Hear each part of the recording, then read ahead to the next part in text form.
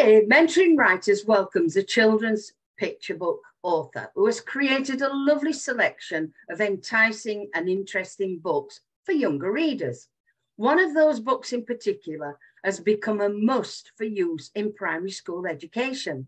Here to talk about her books, I am delighted to welcome Welsh writer Claire Donald. Welcome, Claire. It's great to have you here in conversation with me today. Well, thank you for inviting me. I'm very pleased to be here.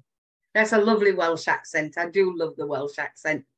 We met through my review and editing services when you sent me what I believe was your first picture storybook. You'll tell me if that's wrong.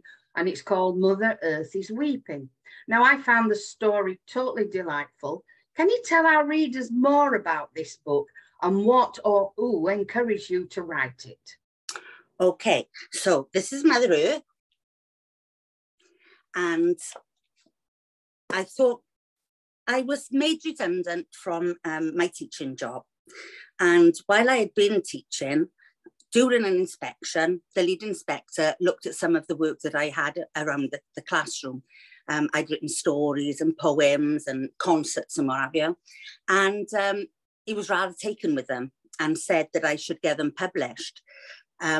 Well, I didn't really act on that because I was so busy teaching, and all the writing I had done up till then had been for the school and for my children and my classroom. But when I left teaching, it was lovely for the first few years, you're just pottering around and off here, there and everywhere. And then I thought, I don't know, I need to do something. So I had been watching a programme with Greta Thunberg in it. And I was absolutely amazed by this young lady.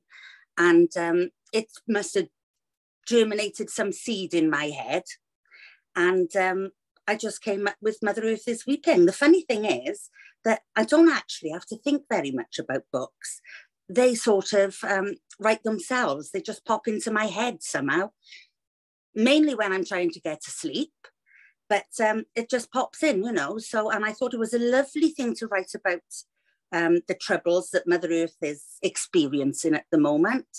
And it was also a way to educate the children. So I was still in touch with youngsters. And now I go into schools and we do poetry workshops, my husband and I. And we have a wonderful time with the children. And I have all the joy of being with these amazing kids and none of the problems of planning and assessment, and, Yeah, that's brilliant. So it's brilliant. I'm like you. I actually do, I'm the same. I go to bed and I'm living the stories in my head. And that's how I wrote my series, The Little Friends Adventures. I wrote them in bed and then put them down on paper. Yeah. So as I mentioned earlier, Mother Earth is Weeping. It became quite popular. Yes, it has. Yeah. In schools. Now, obviously, this comes from you being the former career as a primary school teacher. Can you tell our readers something about your past experiences of working with special needs children and how this may have helped you when writing your storybook? Well, not especially for Mother Earth, but all my books really. If I can adapt the vocabulary in it so that it's elaborated code vocabulary, then and it goes with the story that I'm reading, then I will do it, because it is so important that our children have all the tools that they can get for when they're adults and need to go into the work environment. And a lot of our children, the children with special needs and learning difficulties that I taught, they would have found it very difficult to get into the work environment without that extra support. So I've got a thing about vocabulary and enriching children's vocabulary. But also my books now, there are children that come into our schools and they have very little experience of life outside of their home. And when they come into school, we provide them with a home corner, which we turn into a cafe. They've never been to a cafe, which we turn into an airport. They've never been to an airport. So my books now, I'm looking at it from a compensatory sort of point of view, so that they are getting some ideas. Although they haven't visited themselves, they've got some idea of what's going on in these different scenarios, and then they can apply them to the role play in school, and talking about things. You know, we ask them questions, and sometimes they've just got no answers because they've got no experience. So my books now, I'm hoping, will add to that compensatory education for them. Which brings me on to my next question, of course. Since you've wrote Mother Earth is Weeping, you've gone on to write further, I think it's 7 books. There's probably some more in the pipeline, all being with full colour illustrations. And can you introduce your illustrators, Simon and Krish? Krish, yeah. And tell us why you chose those 2 in particular when it comes to when it comes to them as illustrators for your books. Well, that's a story. I asked several friends who are particularly good with art and craft if they would like to try and illustrate my books, and they're fabulous artists, but they couldn't get the continuity. They just like the on the one page you'd have a girl with long ginger hair, and then on the next page her hair would be a different colour, or her ear would be in the wrong place. So there was no continuity, even though the pictures as individual pictures were absolutely beautiful. And then my cousin's husband, Simon, he's a watercolour artist, and I asked him if he'd like to try, and he was absolutely brilliant. I just fell in love with all his work, you know, the detail in it, and he's very clever. So he did Mother Earth, and he's gone on to do another Soggy Saurus for me. At the minute, he's illustrating The Fantastical Tale of Gareth Bale. Now, I'm hoping that'll be ready soon. My other author, Krish Vindy, I found her actually on a web page. And I liked what she did, so I got in contact with her. I saw what she did for other people, and I thought, well, that'll suit some of my stories. So I got in contact with her, and she actually lived in Sri Lanka. So we were talking via Facebook and message and what have you. Anyway, she agreed to do my illustrations, and later I found out that she was moving somewhere else. And she's actually moved to Pontypridd, which is half an hour away from me. Brilliant. But she is an architect, and so is her husband. And he's a lecturer in Pontypridd College. So they're over here. So funny. That's brilliant. That's brilliant. Now, I know you have 2 delightful and sometimes boisterous young graduates, because I see the posts about them, and I love the comments where you have conversations with them, and the conversations are brilliant. But funny, yeah. Children do come up with some wonderful conversations sometimes. So, do they play a part in the stories that you create? They do. In our house, I try and get away from using plastic toys, and I want them to use their imaginations. So we've created a game, and it's called Paper World. And they draw all the characters that they want to play with, and they draw their castles and their caves, and they make them with boxes, and we've got glue everywhere. I've turned my conservatory into an art and craft area for them. You've never seen a mess like it. But they come out and they've got these wonderful things that they play with. So one day we were out the garden playing Paper World, and Noah had his dinosaurs playing, and the wind blew one of his dinosaurs into the water feature. So we held it up and went, "Oh, Soggy-saurus." Well, he thought it was hysterical. So I thought, oh, hang on a minute now. There could be a story there. So I listened to him playing, because he verbalizes, both the boys do. They're very verbal when they play, you know. And I was writing down little things that he was saying. By the end of the day, when it's time for him to go home, I more or less had a story. Tweaked it here and there. And this is it. Soggy Saurus. I like Soggy Saurus. And I've actually put his name on it as an author as well. Oh, that's brilliant. I think that's lovely. Yeah. The other one, Teddy, wanted to do a book as well. Oh, yes. So we've got a thing where that we tell jokes and, you know, we do mess around quite a lot in my house. And one of the things that Teddy does is tease me with different words, you know. So I was telling them about a pig. A baby pig is a piglet, a baby owl is an owlet, a baby frog is a froglet. And I said, what's a baby duck? And he said, a ducklet. So all ducks now, a ducky ducklet. So I said, what do you want your story to be about? Ducky ducklet. Ducky ducklet. He is also named as an author on there. So they are both happy now. And we went to their school and the children in their class did the end pages for us with all their lovely little drawings. Oh, that's brilliant. That's super. It's fab. Yeah. So I must admit, I do agree with you, because obviously I've published young writers, and the first one I ever did was my one of my granddaughters.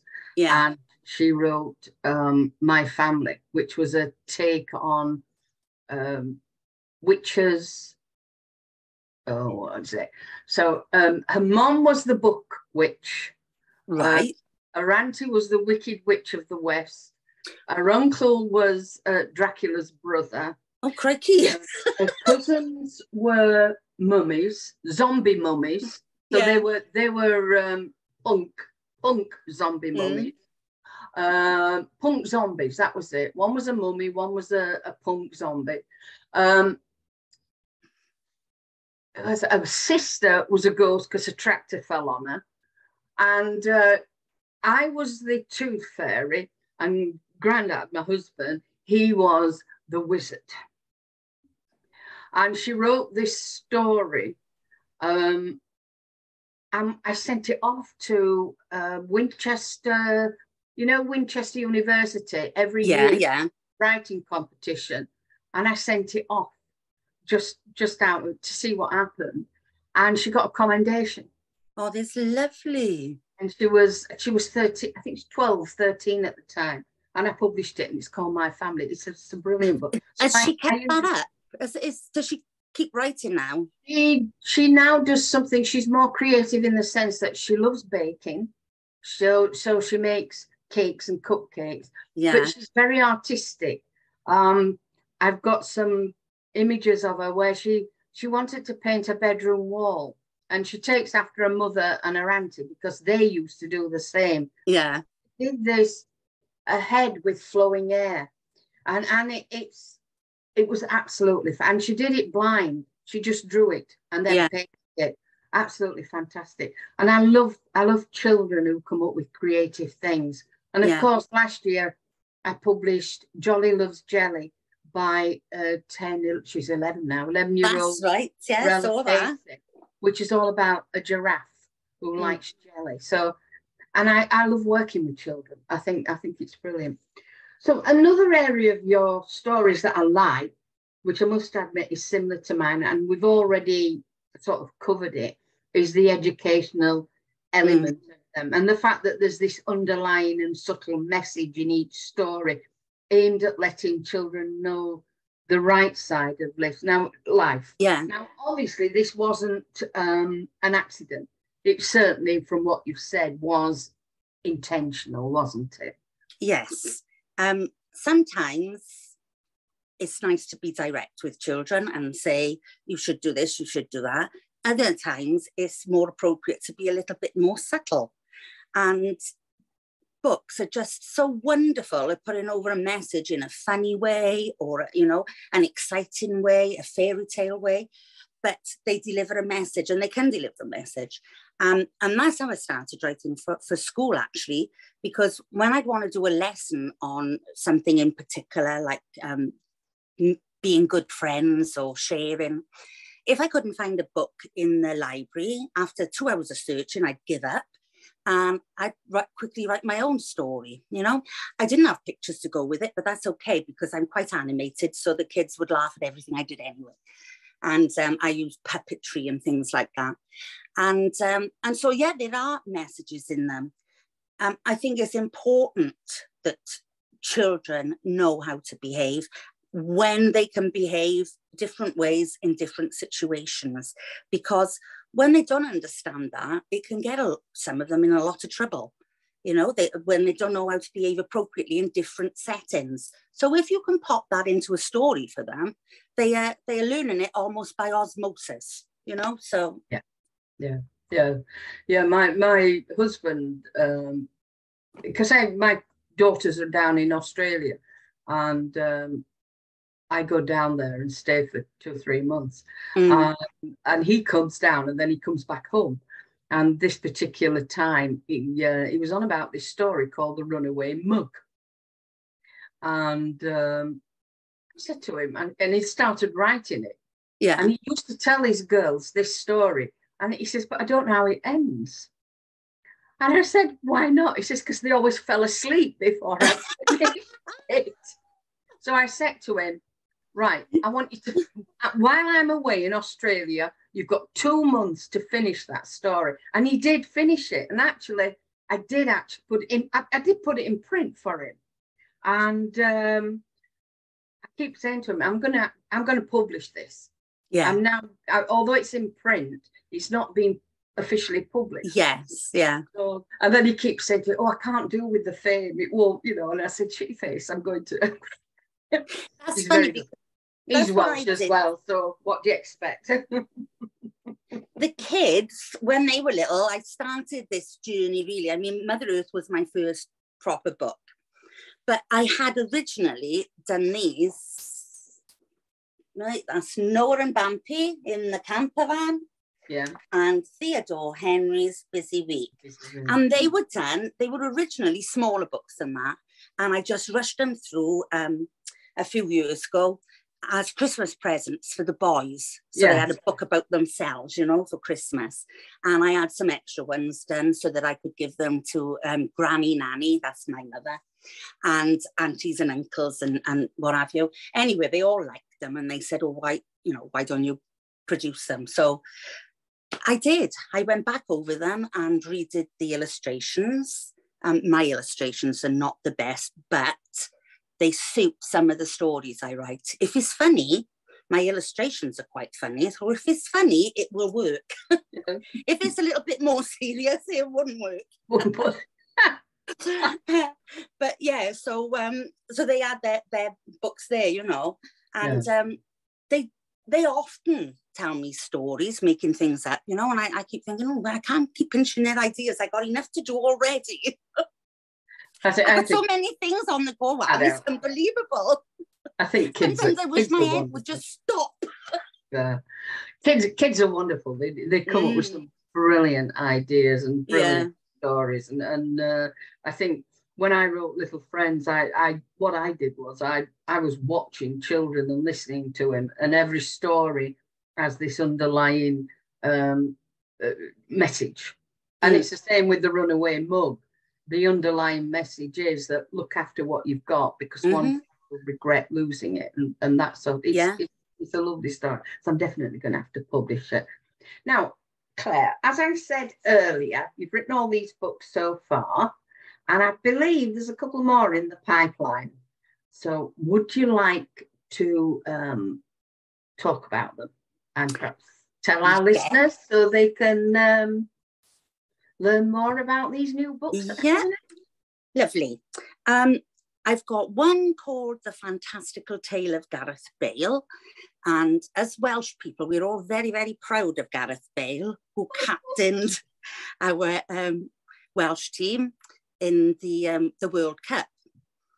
Fantastic player, so skillful. I mean, he's very often been called the best player in the world, you know, during his time. Sadly, he's retired now, just as I'm bringing a book out about him. That's not very considerate, is it? It isn't, no. But I just wanted to celebrate somebody who meant so much to everybody in Wales.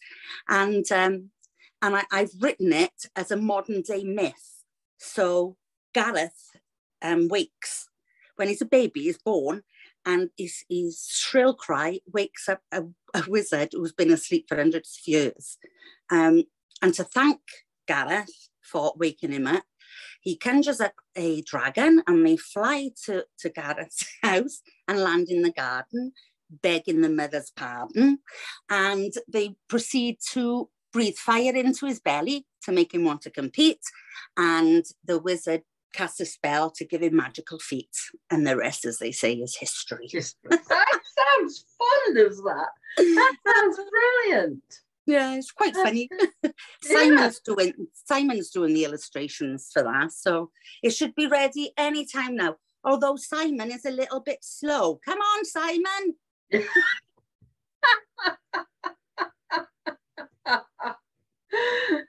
So, what's your other book? Right, this one. It's a bit sad, this one, because I'd lined up this fantastic illustrator. And earlier I was saying how artists are not necessarily good illustrators. It's a different skill set. And it was absolutely wonderful. I was so thrilled to have found him, And when the things started to come in, he had the same problem. There was no continuity. Each picture on its own was a work of art, but there was no continuity. But anyway, so I'm stuck now. I've got to find another illustrator for that one. The story is called Just Be You, a real fairy tale. And it's about a little boy, a prince, who wants to be a princess. And so he sends out his valet. When it's the annual ball, he decides that's the day he's going to do it. So he sends out his valet to go and fetch him his special attire. And he comes back, and it's a dress, a beautiful dress, like nobody's ever seen before. And at first, all the people, all the guests are a little bit shocked and put out. And then a duke from another land comes and says, could I ask perchance, would you like this dance? And they see how happy the prince is as a princess, and decide that it doesn't really matter what you wear, and you can be whoever you want to be. And at the end, they say, he bids them all good night. And in case there's any sort of doubt about how they feel about him, they all say, and a good night to you, princess. Oh, I love it. And that's, I've written now for two wonderful little boys that I know that like to wear dresses.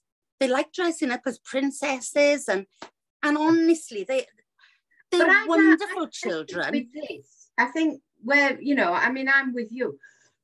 I think the problem is that children have always liked to dress up in different costumes. And it's nothing to do with sexuality at all. This is children playing at dressing up in different characters. Yeah. We did it. Our brothers and sisters did it. This is how it's always been. It's only adults who are stumped in this box. Yes, absolutely. White, of grey areas. I always say that children everything's black and white to children. It's right and wrong, left and right, black and white. That's it. They don't see all the grey areas that we as adults see. Now, what I noticed with that was that one of the children was in my class, and his mother was wonderful. She said if he wants to put a princess dress on, but the other children were wonderful with him, because they'd say, Miss, why does he like pink? And I'd say, well, pink is a colour. So, it's the same as any other colour. Yeah. And we'd go through all things like that, It was great, actually, because it gave the other children something to lock onto, to realise that, well, you can be different, and that's okay. Yeah. And nobody ever took his princess dress. We had all dresses in the role play area, nobody touched this boy's dress. It was his favourite and it belonged to him. Yeah. And he used to put his jumper on his head so that it hung down like hair down his back. So we got him some wigs. And then he used to steal my blue tack and make fingernails out of them. So we got him some false nails, you know, to play with. But honestly, nobody took any real notice of him until he got into the juniors. And then it started, and you saw that he started all those lovely little kind, generous, wonderful little things about him. You know, his more feminine side, he calmed it all down. Got compressed. And yet, we've all gone to the pantomime, and what do we have dressed up? I mean, I played when I was a teenager. In the local chapel, I played Prince Charming, because women played Prince Charming. They did, yeah. And the men played Widow Twankey or the Ugly Sisters. Ugly Sisters, because that's the way it's always been. Mm. But it's just, I think in today's modern society, they're thinking too many greys, and you shouldn't. You should remember there's more to this box than meets the eye, and you should look beyond it. And just because the only thing I object to in today's society is this, if this is the way they feel, they must need to transgender change. No, they don't. They need to explore it. Yeah, they need to wait. Whether it really is them. Not you ramming it down the throat that they must change their name to feminine name. They must, therefore, you've got to, No, let them explore it. Let them talk about it. Let them understand it. Yeah. But don't pressure them into accepting it, because you will push them into doing something they don't want to do, and they may well regret later in life. If they, I mean, I've got a daughter a granddaughter who's ACDC. That means she can't make her mind up, as I say. I've always laughed with her. Good band, though. You can't make your mind up, can you? And she says, no. and I've got a stepdaughter who is married to a beautiful girl. They have two fabulous children. They are by IVF, by the same father. So they've had one each. Fabulous kids. And it's one of the most happiest marriages there is. I've got friends who are living in Spain, two Polish guys who are absolutely happy. They call me mom. They both call me mom, even though I'm not. And they come and they ask for my advice and everything. We get on really well. No problem. You know, and I'm very open-minded. But I just think, stop pushing it down children's throats. Yeah, there's enough time. Understand it, but also educate other children to understand it as well. So I am absolutely in agreement with you. But we could rant on this box forevermore. So I better not. So another area of your writing career is that you do school presentations, which you touched on earlier. So, but this in particular, I know, supports the new Welsh curriculum in its aim to ensure pupils become ethical, informed citizens who are ready to be citizens of Wales and, of course, the world. So can you share something about that work? Can you tell us how rewarding it is and exactly what it entails, please? It is the best part about being a children's author.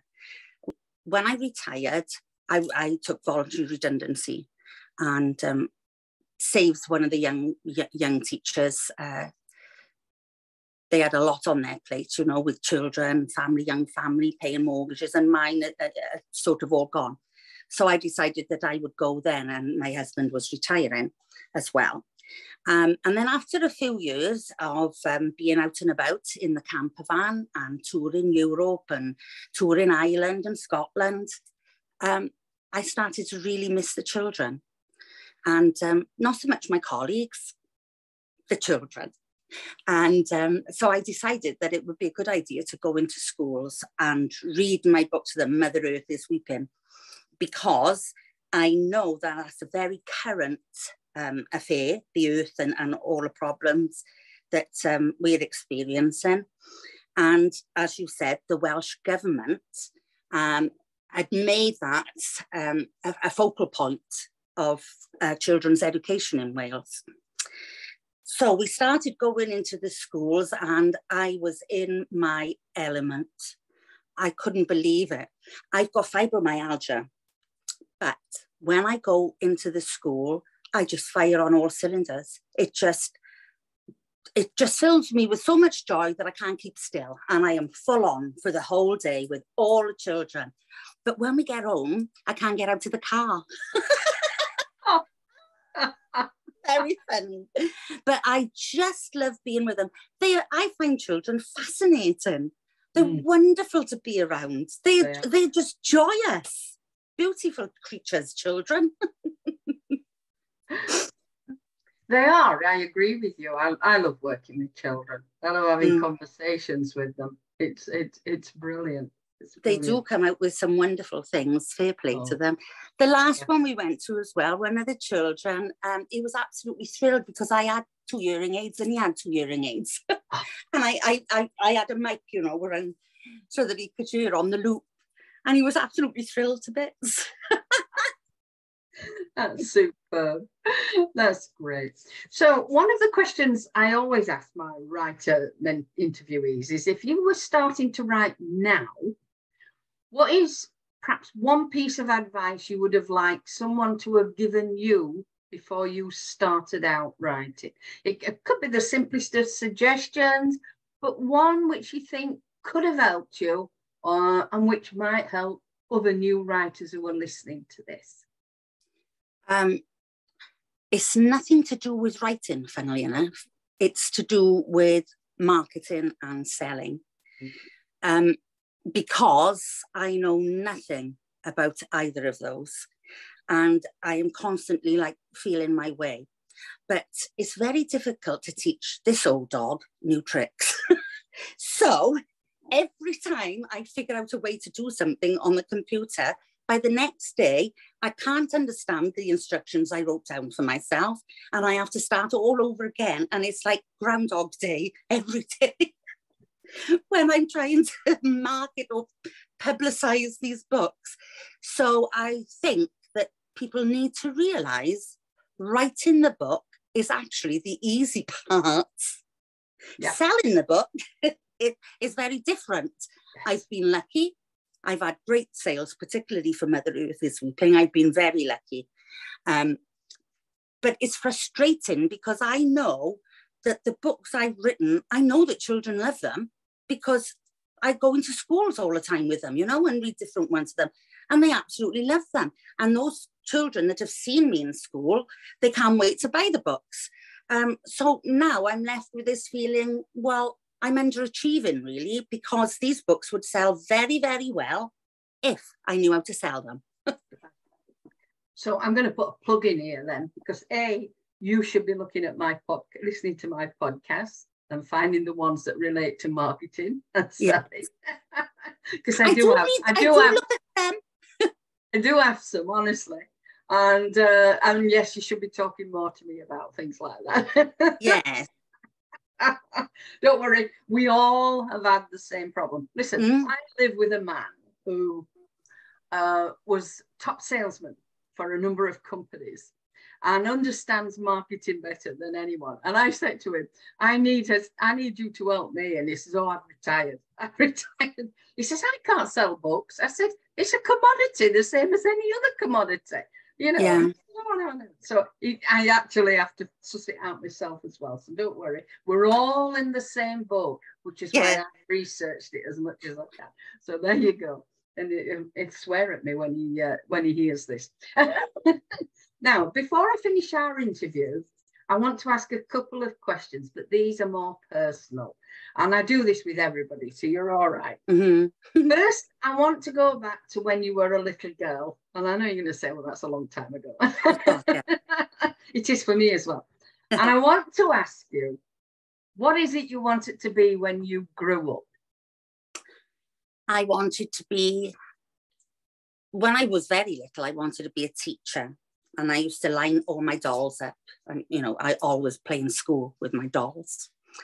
But then when I got to be a teenager, I wanted to be an engineer because my dad was an engineer. And I always thought it sounded fascinating, you know. So, and he used to teach me a bit of trigonometry and things, you know. And then I got on a course in the local college. It was only a short course, really. It was a matter of months. And I didn't get an engineering job afterwards, but I got a husband.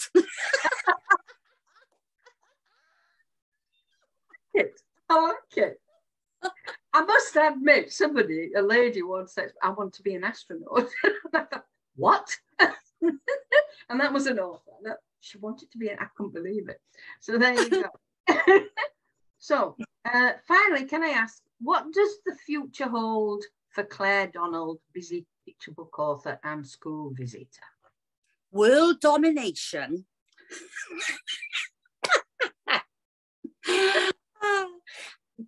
I don't know. And I sometimes I think that's a good thing not to know. No, I really don't know what it holds for me. I think I don't want to be famous at all. I do want my books to be in every school, in primary school in this country. And boy, if we could get it into America, then I would be famous. Actually, my grandchildren think I am famous because I've gone to their school and read their books and sold books at their school, and everybody talks about me in their school. But they think I'm Julia Donaldson, not Claire Donald. There you go. There you go. If you're famous in your grandchildren's eyes, I think that's the best claim you can be. So thank you, Claire. I have to say how much I've enjoyed talking with you, even with our little glitch with the Wi-Fi. You can never get away from the Wi-Fi. Well, funnily enough, Anne, I have enjoyed it myself. Now, I hope the listeners have discovered something interesting about you and they've learnt more about your writing and, of course, your delightful storybooks. So I want to thank you. I thank you all for listening today. Details of Claire's books can be found on our website, which is funnyonionstories.com. They're also available from Amazon and hopefully from all good bookshops. In the meantime, if you need help with any aspect of your writing journey, check out our website, mentoringwriters.co.uk, and we will endeavour to assist you. Once again, I want to thank the lovely Claire Donald for being here today in conversation with me, Anne Brady, at Mentoring Writers. Thank you. My pleasure, Anne. Thank you. You're welcome.